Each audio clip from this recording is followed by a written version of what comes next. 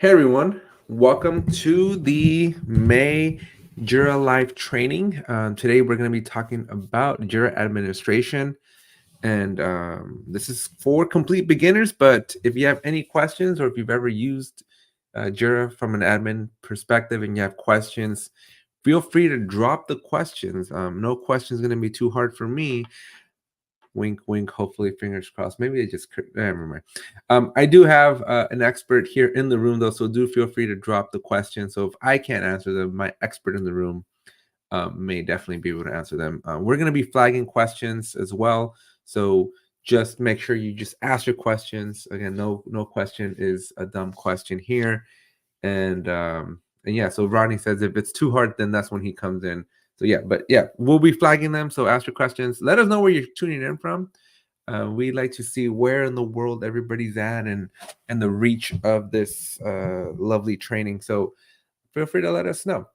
All right. With that said, we're just going to jump into the material because time is limited. I got only 60 minutes to cover what usually takes me like 12 hours to do. So we're just going to jump into it and just start talking. And I'm assuming everybody, can I get a quick thumbs up on the mic check?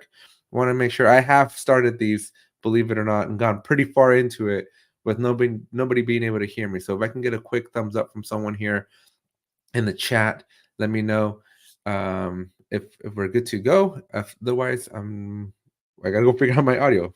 Okay, we get good sound. I got thumbs up from Ronnie. Okay. 1.5 speed up mode. Okay, great. Thank you very much. All right, let's just jump into it. Well, let's get into the material here. If you're new here, welcome. If you're a veteran, welcome as well. I appreciate the support here. Our true fans here that come and join us for these Jira Admin for Beginners trainings. This is the May edition, so every version. So this is, I guess, now the 5th one. Every single time, even though it's the same material, they are a little bit unique. So if this is either the first time or maybe your 10th time, because we've done 10 of these technically, 5 on the Jira admin side and 5 on the Jira software side, go back and look at those trainings. Like I said, every time I deliver it ever so slightly different. And so you might learn a thing or two from the other versions. So feel free to check them all out. But this is the May edition, and this is Jira Admins for Beginners. All right, so what are we going to be learning today? As I said, we got a lot to cover. We're going to be talking about projects, issue types, workflows, custom fields, screens, and next steps. What makes this course unique, though, is that this is the first Jira Admins course that I'm teaching after Team 24, which means we have new announcements, right? And so I'm going to try to weave in anything that is applicable. But specifically when we talk about projects, we have some major updates that Atlassian is going to be releasing here very, very soon. They said the next 2 to 3 months. And so hopefully by Christmas, we have these updates. But we'll talk about it in a little bit more detail here in a few minutes. So projects, issue types, workflows, custom fields, screens, and then we'll go over some next steps. But before we get too deep, who am I? Why should you care? Why should you listen? And what kind of credibility do I have? So my name's Alex. If you don't recognize me, I have I guess now fairly popular YouTube channel. We got over 17,000 subscribers. And I'm also the co-host of the Jira Life, which is the channel you're on right now. And so I spend an unhealthy amount of time, I would say 12 to 14 hours a day in the tool, in Jira, and in the Atlassian ecosystem. And yeah, I spend a lot of my time goes to just working on these tools. So I do have a bachelor's in computer engineering. I have a master's in systems engineering, and I am a former certified ethical hacker. I've been using Jira since 2016, so I don't like to do public math, but that many years. It's been a wild ride. I started off as an admin on the server version of Jira, moved over to the cloud in around 2020, and I haven't looked back. The cloud is the best in my opinion, and I have definitely not looked back. So everything I'm going to be teaching you, that is a little disclaimer, everything we'll be reviewing today is going to be in the cloud. So pretty much everything should apply. There's some subtle nuances that are different between data center and the cloud, but for the most part, a workflow is a workflow, a field is a field, and we'll be able to hopefully get through all that in one piece. I also have a YouTube channel, right? So I mentioned I have over 600 videos on how to use Jira. And so think of this course, this hour, as a primer, as a whet your appetite type of course. I then have dozens of live trainings on my main channel. Again, use that QR code there to find all those links. But I have dozens of like how to use JQL, how to use the advanced roadmaps, screens demystified, workflows demystified. So it's all on my main YouTube channel. Make sure you check that out in case you want to take your skills here to the next level. And then I also have additional resources like my merch store if you want to pick up cool shirts. I got paid courses, I got free courses, I got all kinds of stuff. Connect with me. Really quick disclaimer, I'll make it here and I'll make it at the end of the video. If you want to connect with me on LinkedIn, just make sure you put a message in, tell me you're coming in from the live learning, because I get so many requests that I mostly ignore them all. But if you put a little message telling me where you're coming from, there's a higher likelihood that it's going to get accepted. So make sure we do that there. All right. So without further ado, let's just jump into the material. Typical questions here are, can I get the slides? I don't use the slides. The slides are here just to make sure I don't go off tangent, because I am known to completely go off script. And so they're just here to help me. So I'm not going to be in these slides very much. In fact, this is probably the last time we'll see the slides until 50 minutes from now when we come back to the slides. So the slides won't do you any good, but just pay attention. This is being recorded. This is it's on YouTube. It's on the Jira Live. Make sure you smash the subscribe button. Make sure you check out all of our other videos where we interview all kinds of folks from the Atlassian community. Last year, we spoke to one of the product managers over on Rovo, Atlassian's latest AI offering. So we have really cool conversations with a bunch of really cool and interesting people. To check out all those videos. But yeah, so they are recorded. They're all on our YouTube channel. And so you don't have to worry about taking notes or anything like that. I will let you know, though, if there's ever a moment where I'm like, hey, this is important, highlight, put stars, arrows, whatever you got to do, I'll let you know. But yeah, we're going to be in Jira. So let's just jump into it. All right. So we're kicking off with projects. Projects is the foundation of any Jira administrator. Everything, even though we're talking workflows and issue types, and we're talking fields and custom fields and field configurations, right? All of those is what we're actually going to be focusing on, but it all revolves around a project. So it's important for you to get the foundations and the basics of the project down correctly, so that you at least understand the implications of what one project does over the other, right? And being a Jira admin, you have to put on a lot of different hats, because there's not just one Jira, there's 5 different Jiras. Now, for the purpose of this course, only technically 3 of them apply, and very, very soon it's just going to be 2. Okay? And so what do I mean by that? So we have Jira Align. Jira Align is like, we don't touch Jira Align. It's not something that we even talk about here. So just kind of shelf Jira Align on the side. But that leaves us with Jira Product Discovery, Jira Service Management, Jira Work Management, and Jira Software. Now, Jira Product Discovery is from an administrative perspective, it's a very basic tool. It doesn't have a whole lot of administration, so we can kind of shove that one away too, because it's basically a team managed project on steroids, right? And so all the configurations are still very self-contained and they're not at the level of maturity that Jira Software typically has. So we'll shove that one away. So that leaves us with Service Management, Work Management, and Jira Software. Now, in case you've been living under a rock for the last month and I guess the last 21 days, Atlassian announced that they're combining Jira Work Management and Jira Software. So if you're an admin of either of those, you're just going to become just the admin of just Jira. So that's going to come up very, very soon. And then so that really just leaves us with Jira and Jira Service Management. And under the hood, they're very, very similar. We'll be focusing on Jira Software. Now, why am I talking about all this in such detail, right? Well, because again, these templates and these projects are very, very important. It's very critical for you to know what you're the admin of. Are you the admin of a Jira Software project? Are you the admin of a JSM project? Because even though they're very similar, they have subtle differences. It's critical for you to know where you're at, because there's certain things you can do in JSM, approvals in your workflow, that you can't do in Jira Software. So it's important for you to have a good understanding of where you're at. And on top of that, not only is it important for you to know which product you're administrating, but which type of project template are you administrating? So we have 2 templates. We have what's called the team managed project and a company managed project. Now, team managed projects from a Jira admin perspective, they're either a gift or a curse. I'm on the belief that they're a curse because they're very, very annoying. They're great if you are brand new to Jira, they're great because they allow you to create projects, bring projects to life, and customize those projects without risking getting fired, because the configurations and changes that you make, whether you're adding columns or modifying your workflow or adding custom fields, they're self-contained to just that project. So the probability that you'll get in trouble as an admin is reduced significantly. I wouldn't say it's 0%, but it is, I would say, single digits risk that you'll get in trouble because these team managed projects are severely limited and severely siloed and enclosed. That's the gift. The curse is because they're that siloed up, if you need to make the same configurations across 20 different projects, well, guess what? You're going to do the exact same change 20 different times. And that, my friends, is a curse because unless you get paid by the hour, you don't want to be doing that.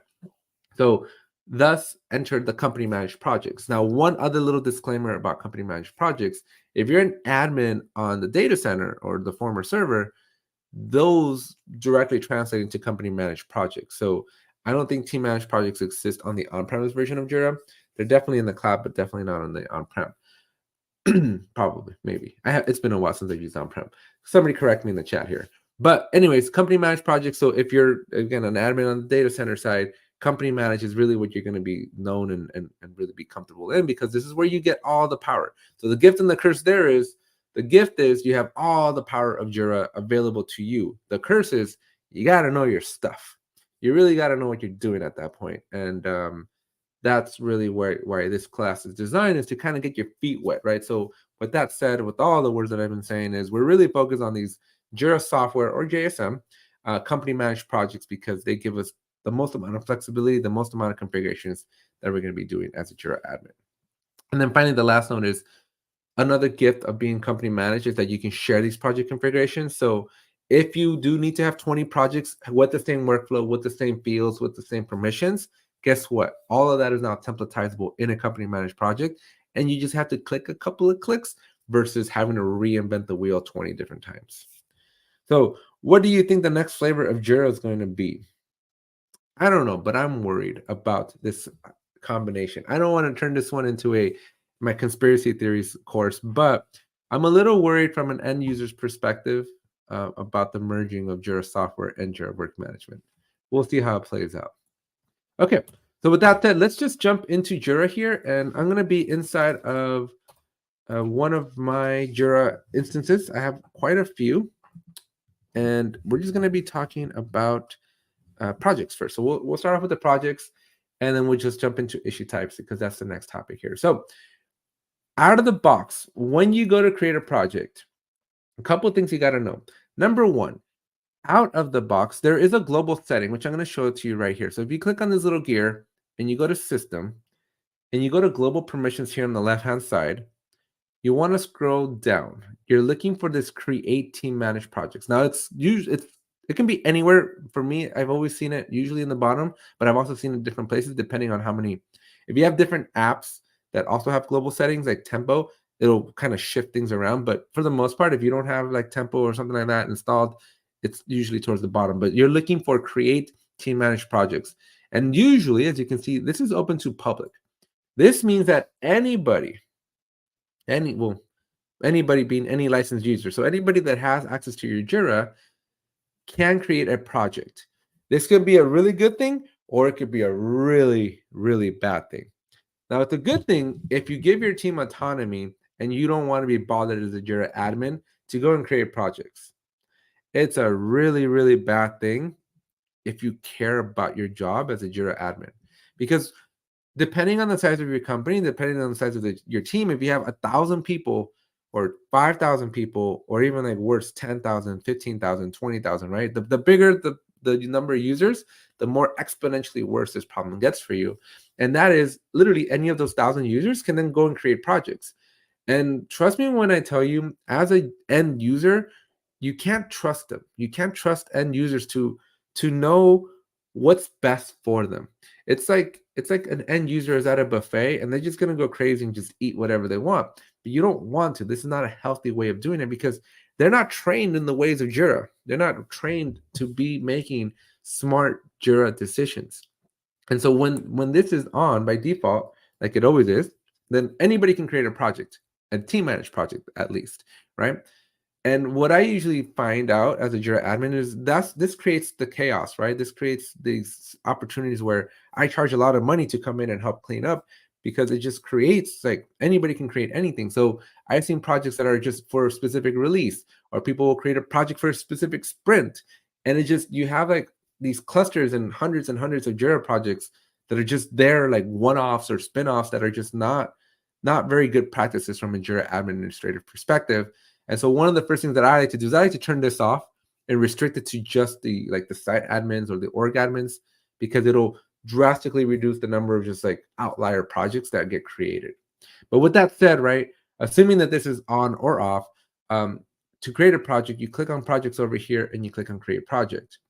Now, depending on which products you have, whether you have Jira Software, Jira Service Management, Jira Work Management, Jira Product Discovery, again, Jira line need not apply, right? But if you have those first four, then they show up here on the top. And as you can kind of infer from the names, they are aligned with product, work, service, and software. Now, we're going to be focusing on software, as I kind of mentioned earlier. And you're presented with all these other templates that you have. As a Jira admin, ignore all these four. These two, I don't know why Atlassian throws them in here.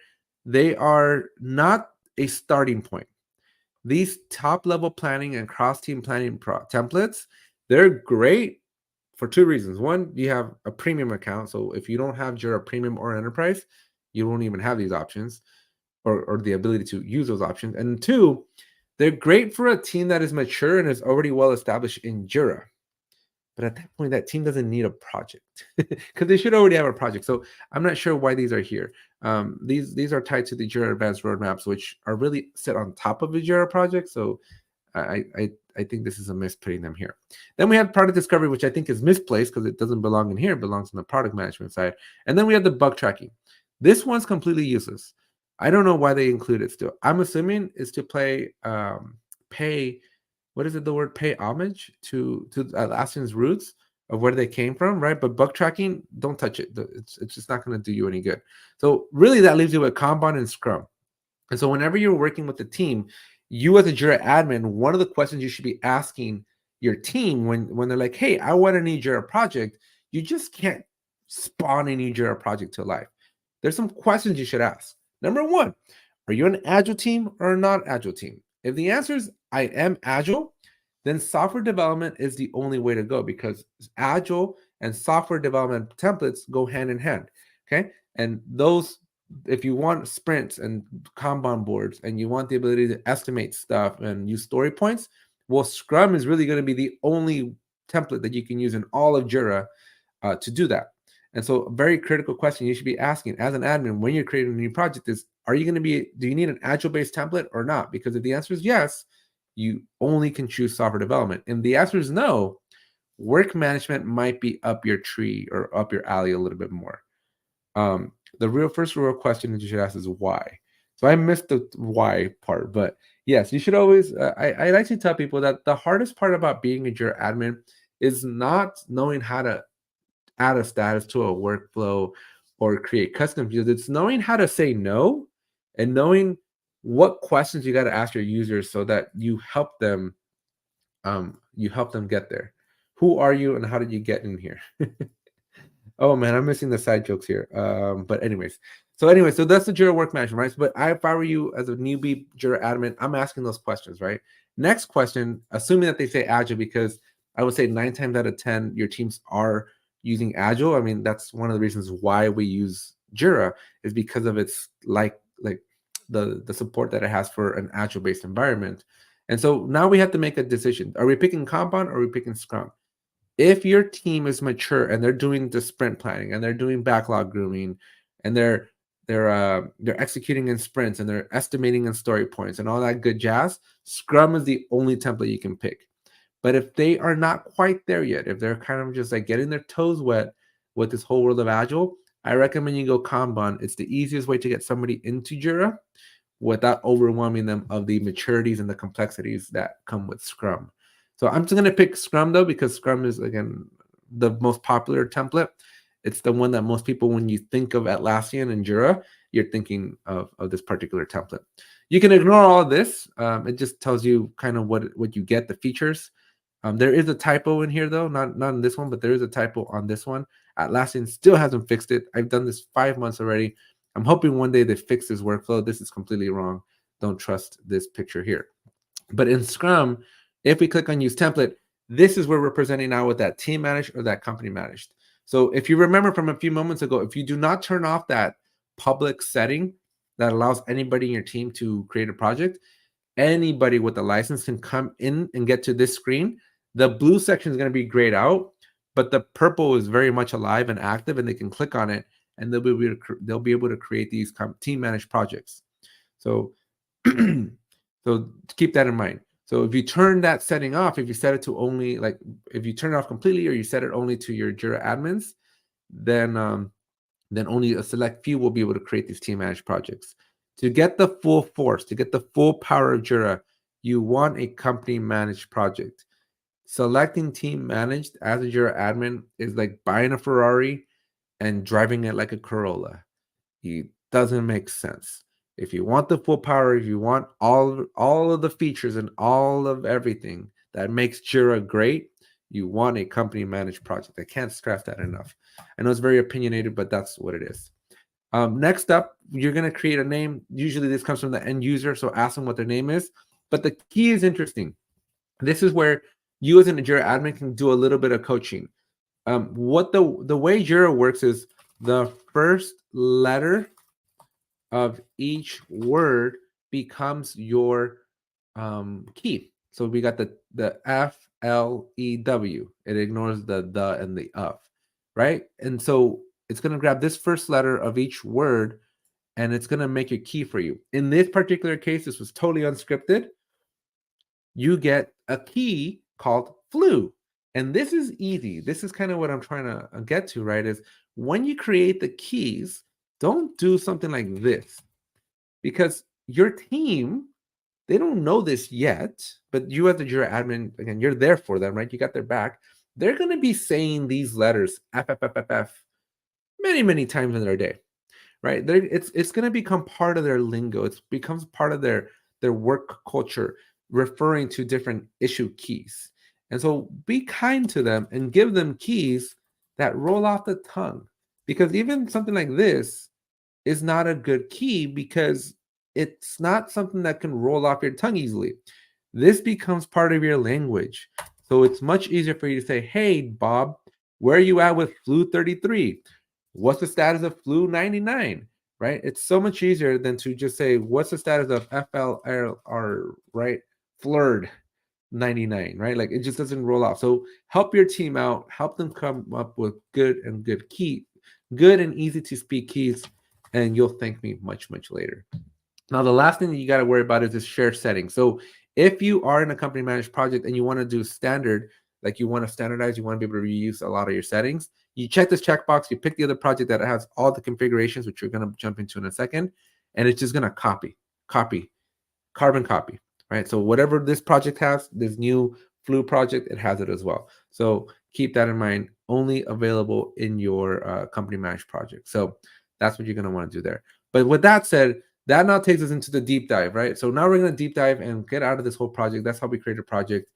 But the majority of your time as a Jira admin, once you get past this whole project, and the reason I spent 20 minutes on this, right? And you're probably going like, Alex, this is not what I signed up for. Like, what does this have to do with Jira administration, right? I'm telling you, the foundation is key. If you mess this first part up, you're setting yourself up for failure long term. So it's really important that you understand the differences and the nuances and the subtleties of the different project templates and that team versus company, because it makes a world of a difference on you as a Jira admin. So if you're brand new, I want to make sure you get started on the right footing. If you're a seasoned Jira admin, you're probably going like, Alex, this doesn't matter. It matters for new people. It matters because when you're new, it's the difference between being overwhelmed and having complete knowledge and control of what you're doing as a Jira admin. And so for the seasoned Jira admins like me, again, it doesn't really matter because I'll navigate whatever. But when you're a beginner, it is so critical for you to understand what the heck, why do these settings all behave differently? Why are they all different, right? And it's because of the templates that were picked by the Jira admins before you. So anyways, that's why I went down that little rabbit hole. With that said, let's shift gears, right? So now let's get into the actual technical stuff, and we're going to kick off with issue types. And I'm already 24 minutes into this, so hopefully we can get through all this material. But at the very least, I want to hit issue types, workflows, and fields. Those are the three. So what we're going to talk about next is 80% of my day is doing something that we're going to be talking about next. So it's either issue types, it's either workflows, or it's custom fields. That's like literally 80% of my day. So what is a workflow? So as you can see here, I'm in a Jira project. And in this Jira project, I have a column called to do, a column called in review, a column called done, and one called stakeholder review. So the biggest modification, or at least the first one, is once we create a project for people, they're going to be given to do in progress and done. If you remember when I hit the create project, you guys remember this part, right? There's this workflow, right? It's called to do in progress and done. Well, they are, oh, sorry. You get this workflow to do in progress and done, and you also get these issue types, right? And so those two things are very important because when we hit that create project, we're given these default issue types and these default columns. But the first thing that everybody wants to modify is the issue types and these columns. And we're going to start off with issue types, then we'll come back to the columns. But those are usually the two first configurations that you're going to be doing. What are the issue types that we want? And what are the columns that we want? And then we modify the fields that are presented to us. But everything revolves around the issue type.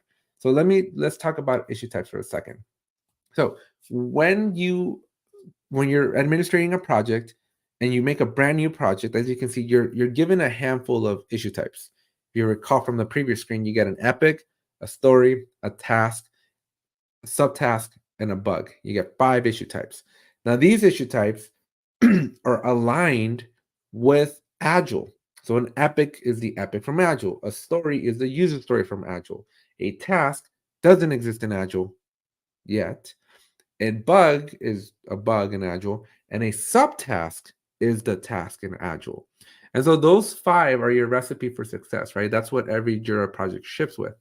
But you can modify these. As you can see here, I have an improvement. I have an initiative. I have a defect. These are custom issue types that I can create for my team so that they can track different types of information. Now, why is this important? Why do we care about issue types? Well, the issue type is if the project is the foundation of Jira, the issue type is the foundation of a project. So everything else that we work on, whether it's workflows, required fields, custom fields, everything else, it all revolves around the issue type. So it's critical that you get the issue types correctly and that you understand how these work and how to create new ones, because everything else, again, is going to revolve around these. So typically what happens is when you create a brand new project, it's already going to ship with issue types. And if you're lucky, that's good enough for your users. And we're done. You can wash your hands. We got all the issue types that we want. But most of the time, because Jira is infinitely customizable, the gift and the curse of Jira, our users are going to ask us for different things. Now, I'm going to repeat. I want to echo something that I mentioned earlier. The hardest part about Jira, specifically being a Jira admin, is not knowing how to add a new issue type. That's easy. The hardest part is knowing, should you add a new issue type? For example, in the chat, I just want to hear from you. What do y'all think is the difference between a bug and a defect? Are they the same? Are they different? Should you use one over the other? When do you use one over the other? Let me know in the chat here. I'm very curious what you guys' opinions of this are, right? Because as a Jira admin, this is something I struggle with daily, right? As a Jira admin, again, knowing how to create a defect issue type, a brand new one, is trivial. I can teach this one to my kindergartner. Knowing as a Jira admin how to coach and counsel my team and tell them, hey, team, you don't need a defect because you have a bug, or you don't need an incident because you have a bug, right? That's kind of where you start drawing lines. So your job as a Jira admin, the hard part about being a Jira admin, because Rodney here has one, right? Like, hey, a defect is a security concern. A bug is any sort of undesired behavior, right? Well, that's a good answer. Sheena over here has all bugs are defects, but not all defects are bugs. Great. See, now we're getting into the mysteries of the world here, right? So at what point do I add a field in the bug to notate that we have a defect versus a bug, right? And at what point do we need a defect that we don't need a bug? Do we need both? Do we need one? Do we need the other, right? Sharon says a bug is a mistake in the code. A defect is missed in production dev, right? So that, to me, this statement right here from Sharon, that yells to me environment. What's important is, where is the bug found in? Was it found in your code and development, right? Because at the end of the day, missed production, right? It's still problems with code. At the end of the day, it's all a problem with the code, right? Whether it's found in development, it's found in testing, or it's found in production, a bug's a bug, in my opinion, right? And so, do we just need a field for our bugs to notate which environment it was found, right? And so, we have defects can be physical, okay? Well, bugs could be physical too, right? And so, as you can see, there's so many different opinions. Just this little question of what is a bug, truly, right? And these differences of opinions, this is what makes the job hard, in my opinion, right? Because you have to kind of throw yourself behind some belief and kind of like stick to it, right? And you gotta be the authority, because as a Jira admin, the rest of the crew, the rest of your company is kind of looking for you as guidance, right? So you need to have good reasons and understandings, good explanations when and a solid foundation of like, when do you actually create a defect? Or when do you push back and go, no, use your bugs? And let's add a custom field, right? So these are just one of many conversations that these are, like I said, these are the struggling points, right? As you can see, so many different opinions. There is no right or wrong answer. It doesn't matter if what the difference between a bug and a defect is. At the end of the day, you're kind of accountable to do whatever your team needs to help unblock them, but you also have to help make sure they don't shoot themselves in the foot, right? Because let's just assume that we created a bug, a defect, and an incident issue types, right? Now, when you have a new user and it's not well communicated what the difference between the three are, do you think they're going to pick the right one? Or do you think they're just going to get confused and maybe pick the wrong one, right? And so there's this paralysis or analysis paralysis or whatever it is, right? Where the more choices you present to a user, the more overwhelmed they're going to be and the more likely they're going to not pick the right option. Sajid, welcome to the club, man. This is our Sajid's first ever. Everybody welcome him. If you guys can say a quick shout out to Sajid, say hello. Sajid's a good friend of mine. And so if we can, in the audience here, give him a warm welcome, please say hello to my buddy Sajid. Okay. So anyway, so again, these are the hard parts, right? And you want to be, I'm a big believer in the KISS principle. So we want to keep things as simple as humanly possible, because the less options we have and the less complexity we have in Jira, the easier it's going to be, not only for the users, because they won't be overwhelmed with like a million different options. And two, as an admin, you don't have to maintain and be the administrator of so many different complexities, because there's going to be a day when you're not the admin anymore and some other poor soul is going to have to come in and figure out what chaos was created in here, right? And so again, KISS principle, keep it simple, and try to do as little as possible, or introduce as little complexities as possible. Kim says our business partners see them as the same thing. It's broke. So in our case, it doesn't matter. Perfect example of KISS. Exactly, right? So at least somebody here, at least Kim agrees that I'm not completely crazy. All right. So anyways, so how do we add an issue type, right? So we cannot, this is not the right place. So as you can see, we're in a project settings. We're looking at the types available, but it's a two-step process. First, we need to make the new issue type available, and then we can apply it to our project. So think about it this way. When we are in a Jira project like we are right now, right? So this is, we're back in my Jira software project here, and I go to the project settings and I go to issue types here. If I want to add a new issue type, it needs to be available in Jira first. It needs to become a menu item. And so we're going to teach you that first, and then I'll teach you how to add it here. So to get to the menu item, you're going to click on this little gear, and you're going to click on issues. And when you click on that, you automatically land in issue types. And so this is the list of your menu. These are the initiative, right? These are all the custom or out of the box issue types that are available in your particular Jira instance. Okay. Now you can literally create whatever you want. There is literally no limit here, which is again why I'm echoing these foundations so much, because you can very easily get in trouble very, very quickly. Look at this one. I made mass issue type. There is no rule in Jira, nothing in Jira that's going to prevent you from doing something like mass issue type. But what is the value of mass issue type? You really got to ask yourself, is this issue type really needed? Right? It's trust me when I tell you, it's the hardest part, but you will become such a better Jira admin if you can ask and overcome your fear of asking these challenging questions. Okay, but if you want to create a new issue type, you just simply click on this add issue type on the right. You give it a name. Let's pick on Sajid. Sajid's issue type.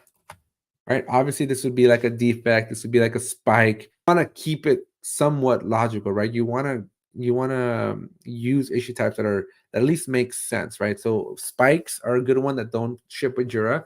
So if you're an agile team, a spike is a good one to add.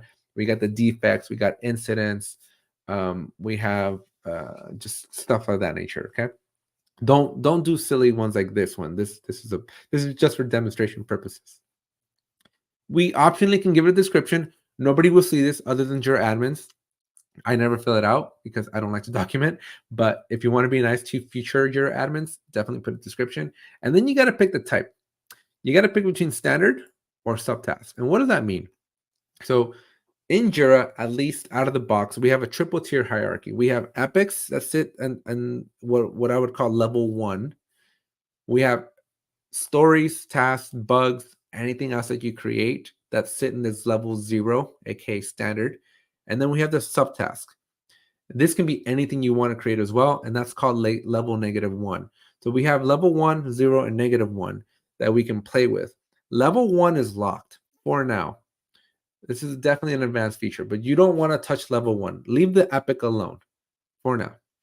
Level 0, level -1, go crazy. You can do whatever you want there. You can make anything and everything you want. Okay?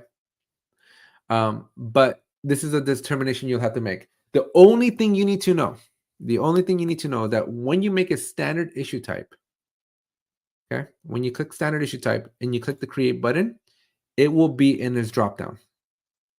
Okay. Notice that I don't see risk in here because if you look over here, I have a risk issue type that's a level -1. It's a subtask type. These two, whatever you create as a subtask, that level -1, right? So we're looking at these levels. Oops, other screen. Oh, and I can't click. I'm getting nervous. So many comments are coming over here. Where would we put portfolio epics? We'll get into that in a second here. So when you click on this add issue types here, right? Oh boy, now Jira doesn't want to behave. Why are you not? There we go. Here we go. See, when you pick level -1, that issue type, whatever you create there, will never show up under the create. It'll never be able to be visible here. So you do need to make a decision because the implication of this is very great for you to understand, right? If you pick a standard issue type, it's an issue type you can pick in this list. That's good if that's what you want. If you're saying like, hey, this issue must always be linked or bonded to another issue, that yells subtask to me. And that's the subtask will never show up here. They're still available and teams will be able to use it, but you just won't be able to do it in this particular screen here. So keep that in mind when you're making your issue type. So anyways, so once you give it a name, right? So I'm going to go Sajid issue type, and I'm going to pick standard. You click add, and it's just made, right? It just exists. You can go and look for it. One little modification that I would do at this point is change the icon. These icons are hideous. I hate this gray one. And it's a default one. So if you make 20 new issue types, you're going to have 20 issue types with the same color. Teams learn to come to establish, or in their mind, they establish a relationship or some sort of an identity between the color that they see and the issue type that they're creating. So it's important to add diversity here. You don't want all of them to be this great depressing circle. You want some exclamation marks, right? You want whatever explains your, like Sajid. I love Sajid, so I would make it a heart, right? I would make it a heart issue type here.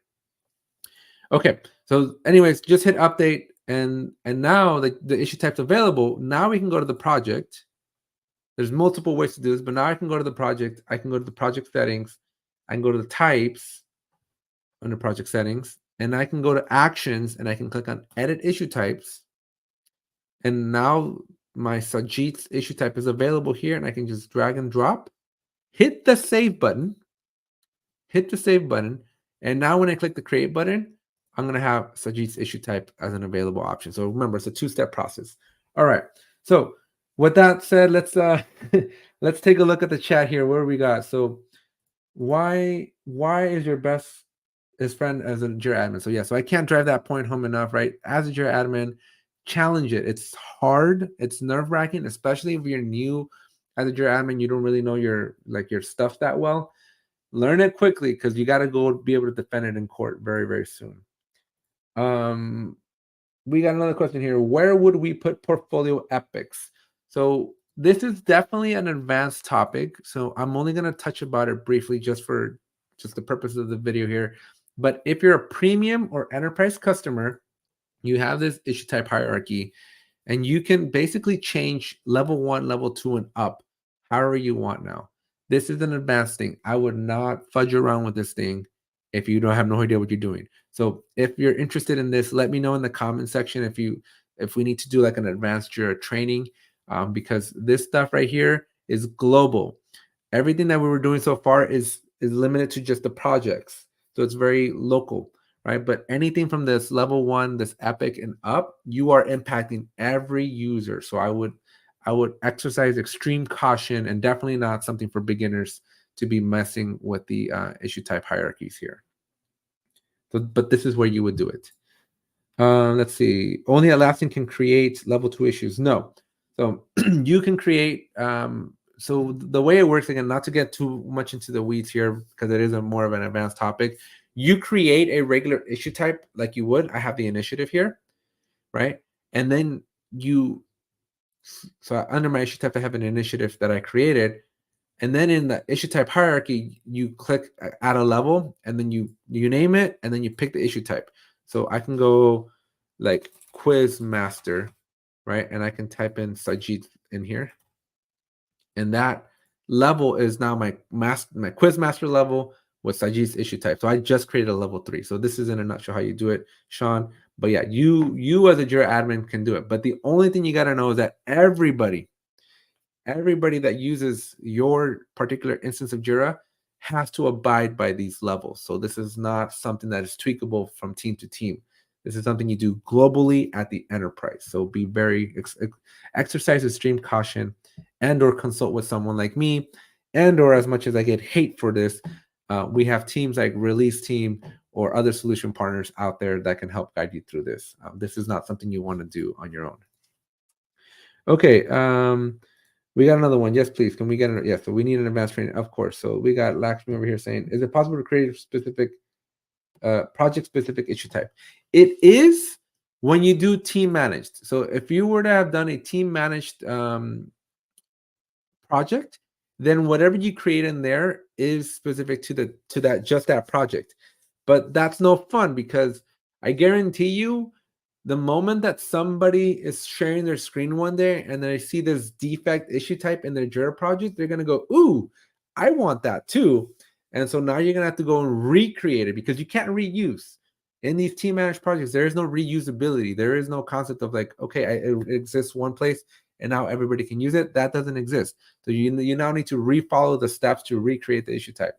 Thus, why I really only recommend as a Jira admin, company managed, so like you don't have to be in this interesting conundrum that you'll pigeonhole yourself in, because people talk, word spreads quickly, and people are going to be like, I want this, I want that, or they're going to share with their friends, right? Or they're going to see, this is my favorite one, is they'll see something on the internet that belongs to Jira Data Center, and they want to do it in the cloud, and it's not possible in the cloud. That's my favorite, because I love breaking hearts, and I love breaking somebody's heart when they get me documentation from Jira Data Center, but that functionality or that thing that they want to do doesn't exist in the cloud.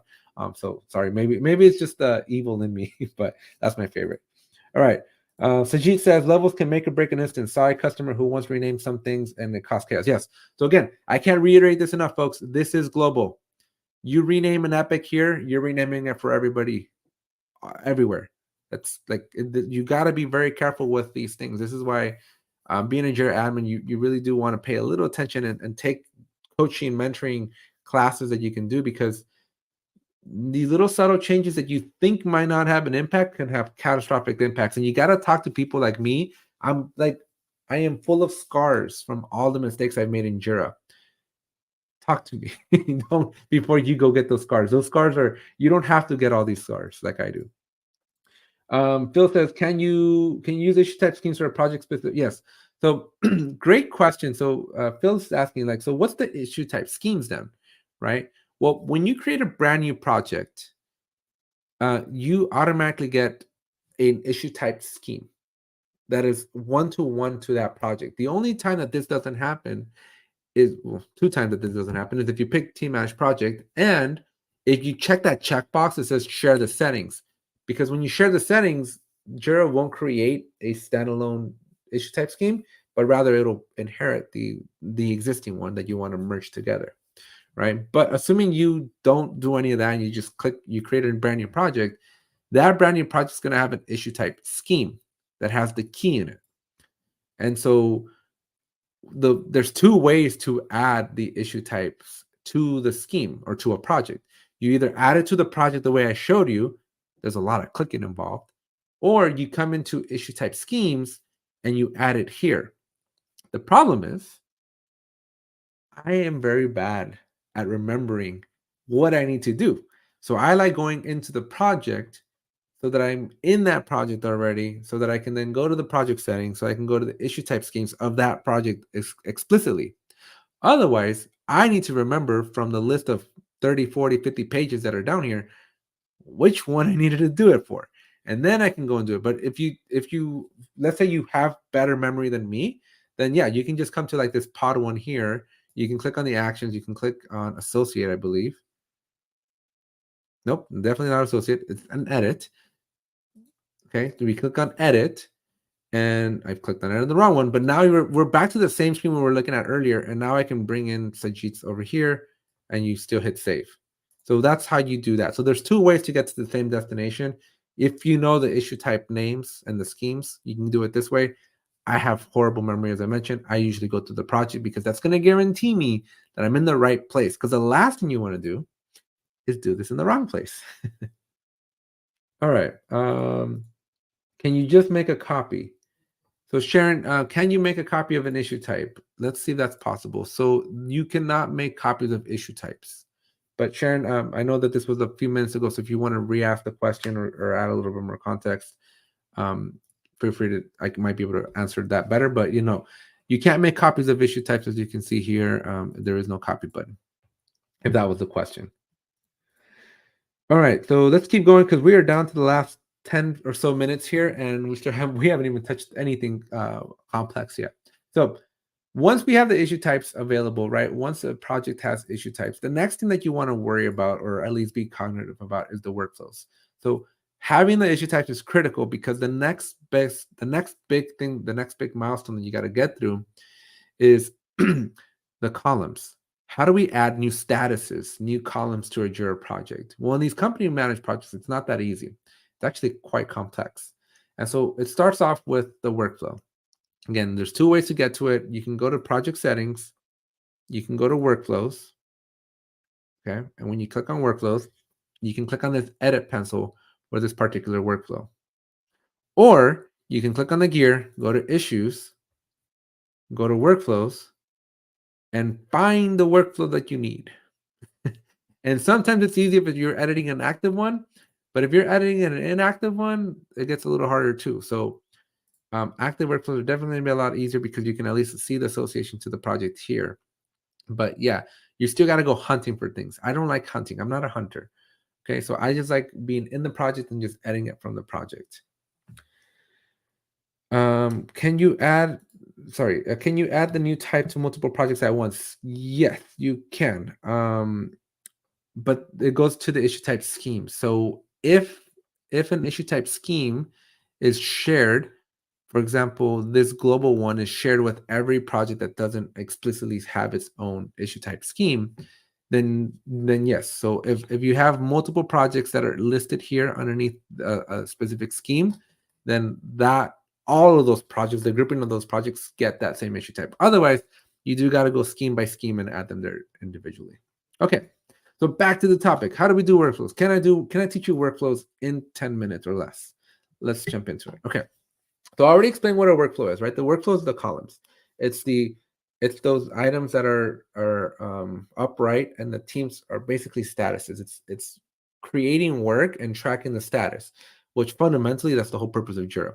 So how do we modify that? How do we add statuses? How do we remove statuses? How do we work on this, right? So you want to go to your project settings, you want to go to the workflow and or know the workflow you want to modify, and then click on the little pencil. Okay. Once you're in the little pencil, you're going to be in the editor for Jira. Couple things that I want to highlight here. Number one, there's different ways. There's so many different ways to do a workflow. Again, this is where you really want to consult with an expert, right? You want to consult with a coach if you've never done workflows before, because there's an easy way to do a workflow and there's a hard way to do a workflow. The easiest way to do a workflow, okay, the absolute easiest way to do a workflow is to have this thing that looks like this. Let me get rid of this for a second here. Okay. I'm going to move these transitions. I'm going to not save this because eventually I won't be able to do any of this, right? But usually when you are looking at a simple workflow, I'm just doing a little bit of work here for you guys. Okay, this right here, my friends, is the simple as it gets. This is what Jira ships with. You have a to do, you have an in progress, and you have a done status. This is usually not enough. Okay, most of the time, most teams want to modify this, right? Especially if you're a software team, you need like a code review status, right? Maybe you're trying to track your deployments in your CI/CD pipeline. You need some extra statuses. So there's a couple different ways to add a status. The easiest way to add a status is to simply click on this add status button, type in like testing, whatever status you want, and click add. Okay. Now this status here is interesting. A couple of things that you need to know. Number one, when I clicked add status and I typed in testing, let me just put test. You'll notice that sometimes I'm going to see this parentheses that says new status. Other times it won't show it to you. See how accepted? Like if I do accept, right? I have a status called accepted that doesn't have the parentheses, and I have one that does have the parentheses. So what's the difference?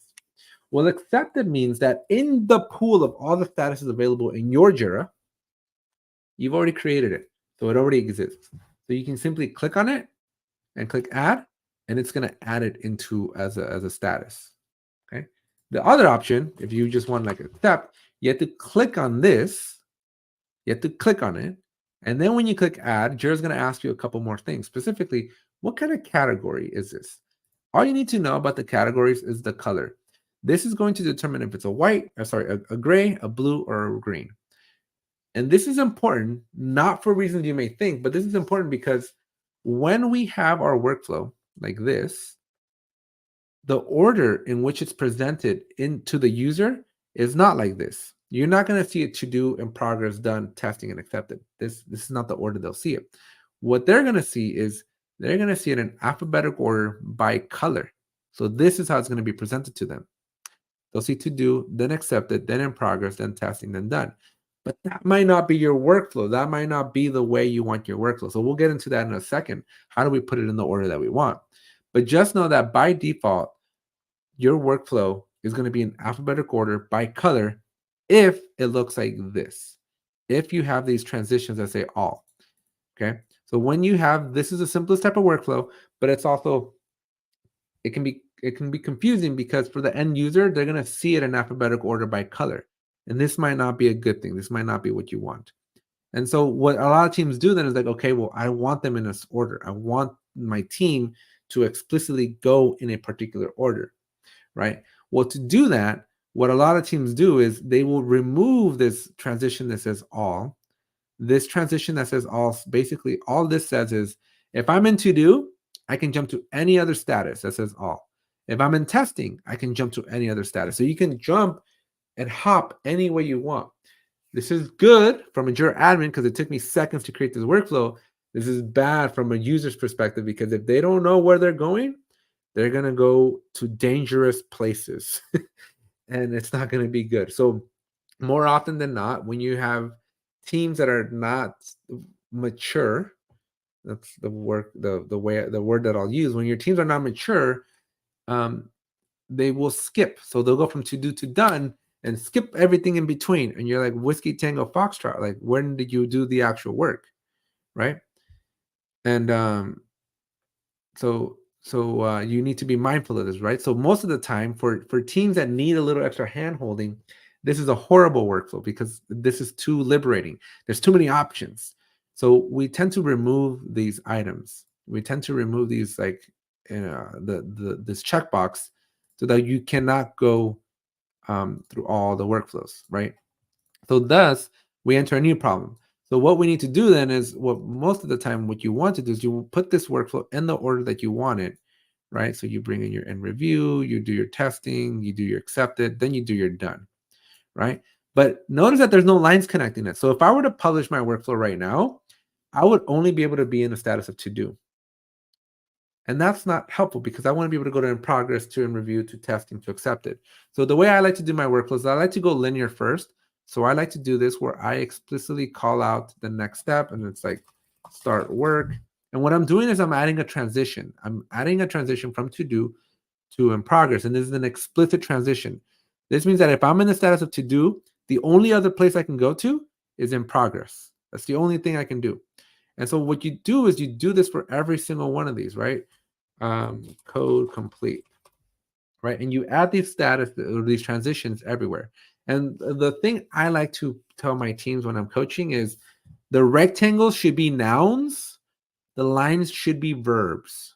Okay, the noun should be a destination, the rectangle should be a destination, the line should be a thing that you do. What are you doing to get to that destination? That's just my 2 cents. But again, everybody has their own thing. So hopefully that was kind of that was that explanation there, right?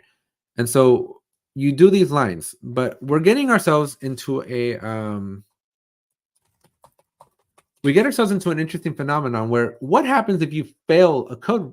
Like what happens if your code review fails? Well, you want to move it back to in progress, or maybe you want to go back to do, right?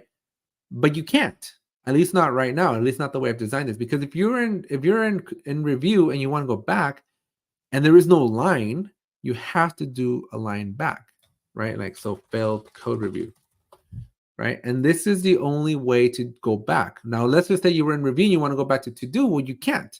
You would have to add another line that goes back to do, right? And that would be a like restart everything, right? And so as you can see very quickly, we now get into an Etch-a-Sketch looking workflow. And this is where, unfortunately, we are running out of time, but this is where workflow becomes an art, or workflow customization becomes an art, because what's the right level of transitions?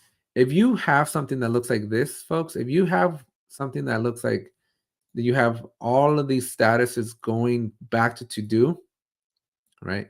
You have all of this going this way.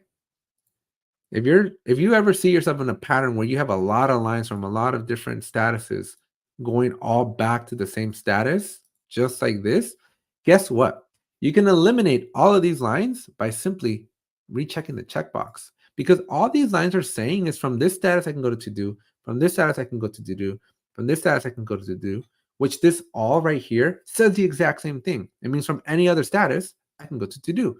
So you can eliminate all of these lines and make your workflow so much easier to understand and comprehend by just knowing these little nuances, right? And again, if you're just starting out with workflows, definitely watch my course, because we're going to be transitioning here. We have basically have run out of time, and so there's still so much more to teach you. So I want to help you figure out how do you learn the rest of this stuff, especially since we're kind of out of time. So I recommend you come over to YouTube and you look up my my main channel, Tech Tutorials.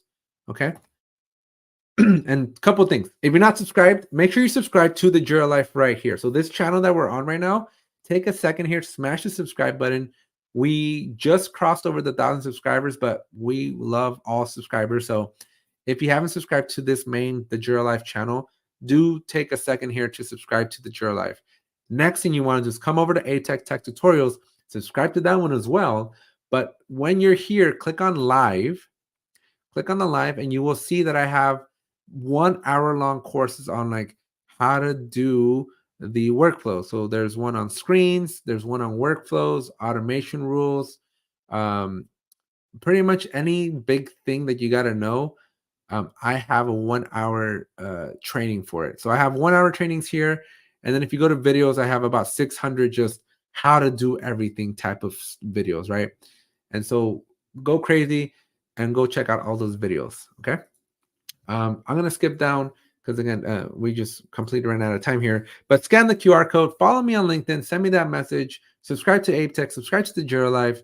I have, if you scan this QR code, I have other courses. I have a course on like some basics Jira cleanup that you can do. I have on board settings. So if you've ever wondered what all the different board settings are, I have free courses on Sato available there.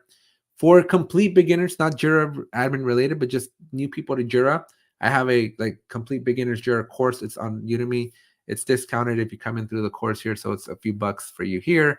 And I am working on some teachable stuff, and I'm working on some instructor-led stuff. And most importantly, I got the merch store. So if you want to rock some cool Jira gear, check out the merch store and bring it to your next live stream. So that's pretty much it for this one. Hope you enjoyed it. I will look at the rest of the questions and we'll do follow-up videos. Thank you for being here. Appreciate it. And I hope you enjoyed it. Thanks.